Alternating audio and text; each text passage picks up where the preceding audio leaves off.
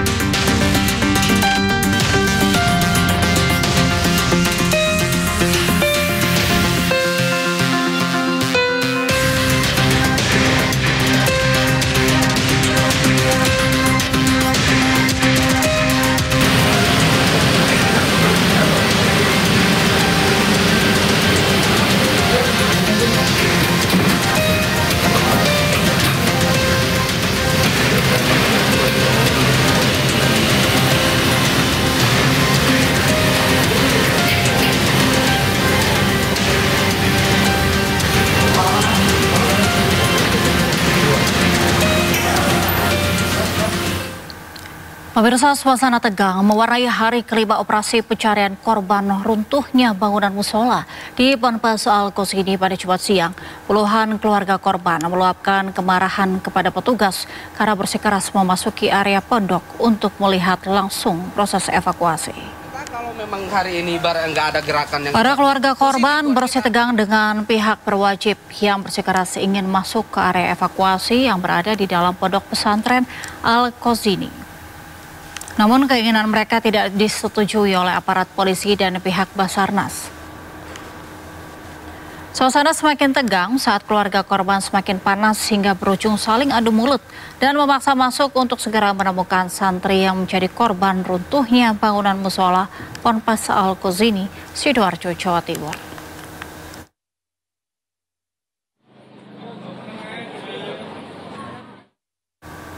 Jumlah korban jiwa ambruknya musola Ponpes Al-Qasini, Sidoarjo, Jawa Timur bertambah menjadi 13 orang. Sementara itu puluhan lainnya dikabarkan masih terjepit di bawah reruntuhan. 8 jenazah terbaru yang ditemukan hari ini sudah dibawa ke Rumah Sakit Bayangkara, Polda Jatim. Dengan penemuan 8 jenazah, total ada 13 korban yang diterima pihak rumah sakit. Sebelumnya, 5 korban yang lebih dulu ditemukan sudah berhasil diidentifikasi. Tim DVI memastikan seluruh korban yang sudah dievakuasi dari reruntuhan sudah diketahui identitasnya.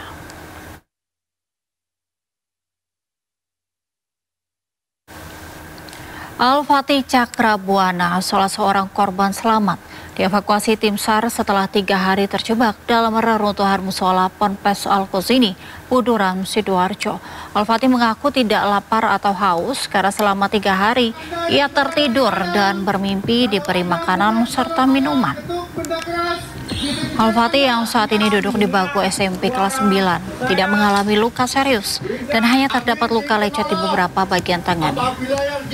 Sebelum kejadian, dirinya tertidur di musola yang ambruk itu dan terbangun pada saat sudah dievakuasi oleh tim SAR.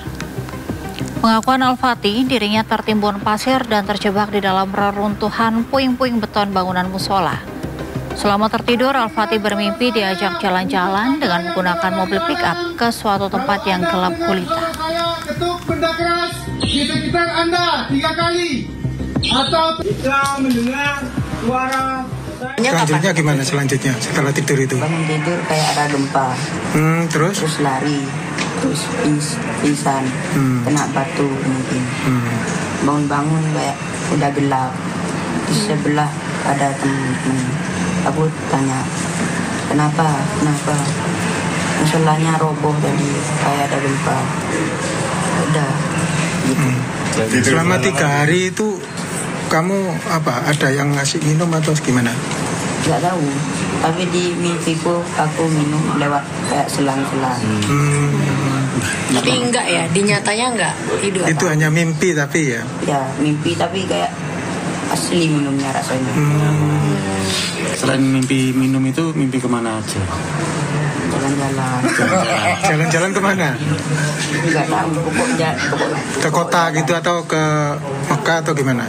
Suasananya itu loh, ke masjid atau ke mana jalan-jalannya? kayak di jalan-jalan yang lampunya mati, terus lurus nggak tahu gelap kemana. gitu ya? Iya, Naik apa jalan-jalannya? pikap. Rencana penjualan BBM Pertamina kepada SPBU swasta temui jalan buntu. Nantikan informasinya di Sindomalang.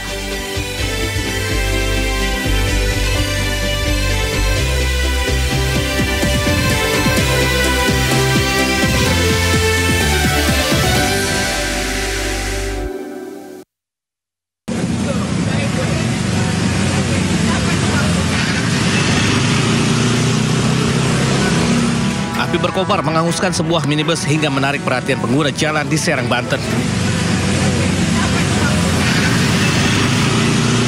Warga sekitar langsung berupaya memadamkan api sebelum petugas damkar tiba di lokasi.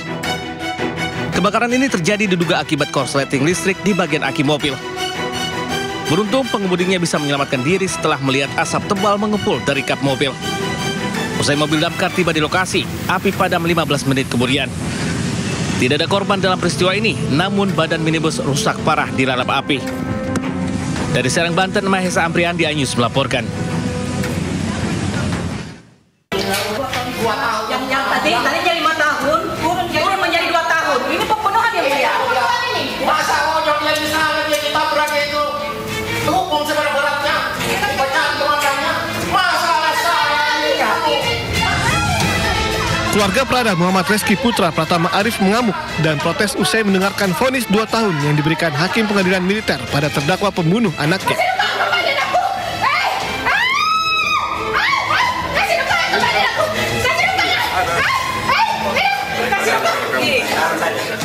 Ibu korban yang tidak mampu menahan emosi terus berteriak dan berusaha mendekati terdakwa. Namun karena terus dicegah, ibu korban jatuh pingsan.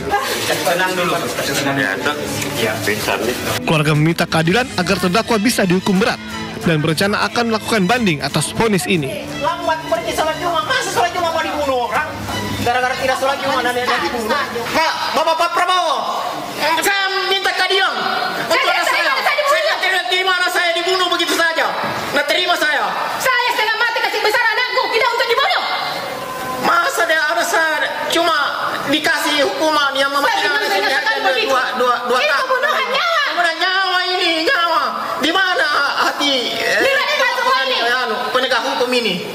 Mentang-mentang ini anak kopral ini, saya hanya memberikan hukuman yang seringan-ringannya. Saya mau keadilan. Jadi kami dari pihak Kodam memang sudah monitor sidang yang dilakukan oleh oknum prajurit Arhanud. Kita pihak Kodam menghargai dan menerima keputusan yang ditetapkan pengadilan. Selanjutnya bagi kalau ada yang merasa kurang puas, silakan disesuaikan dengan mekanisme peradilan yang berlaku. Sebelumnya, dalam sidang yang dipimpin Hakim Ketua Mayor CHN Yanuar Dwi Prasetyo dan Mayor CHK Farid Iskandar, saat kejadian, penganiayaan dilakukan Pratu Sandi terhadap korban Prada Muhammad Reski Putra Pratama Arif terjadi di dalam Batalion Arhanud 4, Kodam 14 Hasanuddin 24 Januari lalu. Namun dalam hasil pemeriksaan, Pratu Sandi tidak terbukti memiliki masalah pribadi dengan korban. Dan murni penganiayaan dilakukan hanya respon spontanitas saat adanya kegiatan latihan fisik di Barak Taja, Tonlan. Dari Makassar, Sulawesi Selatan, Muhammad Nurbone, iNews melaporkan.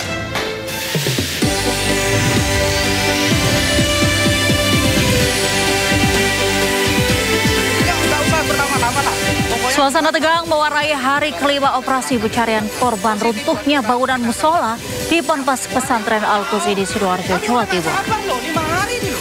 Ini kemanusiaan loh. Ini kemanusiaan. Pemprov DKI Jakarta akan pindahkan patung Jenderal Sudirman imbas dimulainya pengerjaan proyek Transit Oriented Development Duku Atas.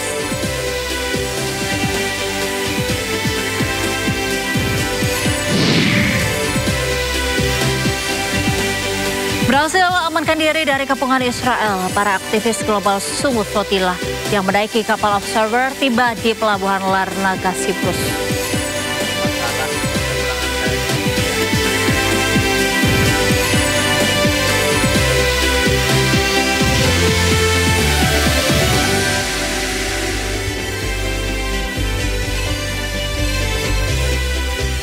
Halo pemirsa, Sindo Malam hadir dengan beragam informasi terkini tanah air serta mancanegara. Bersama saya, Angelika Devagam, inilah Sindo Malam selengkapnya.